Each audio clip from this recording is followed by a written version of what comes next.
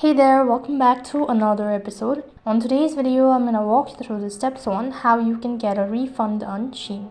So getting a refund from Shein involves following their refund and return policy, which can vary depending on the specific circumstances of your purchase.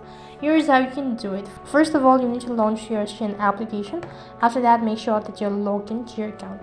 Once you're logged into your account, it's gonna direct you to the home page.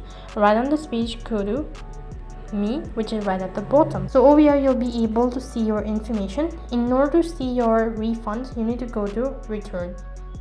So right over here you'll need to see all the orders that you've been ordering, and in order to get a refund you need to select the particular order or the item that you want to refund. Now choose the order from what you want to request a refund.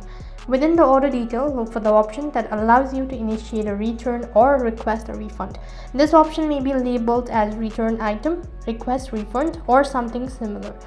You'll be asked to provide a reason for the return or a refund request. Choose the most appropriate reason from the provided option. Follow the on-screen instructions to submit your request, refund, or request.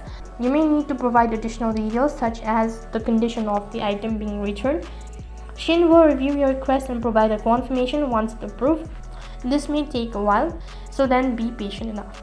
If your return is approved, you'll typically be provided with an instruction on how to pack the ship the item back to the Shein. Follow these instructions carefully. You may be responsible for covering the return shipping cost. Now keep track of the return shipment and make sure it reaches Shein. Save any tracking information. Once Shein receives and processes your return item, they will issue your refund. Now the refund will typically be issued to the original payment method used for the purchase. It may take several business days for the return to appear in your account. So in this way you can get a refund on Shein. That is all for this video. I hope the video was helpful. If it did really help you, make sure to like, share and subscribe to our channel. Thank you for watching. See you in the next video.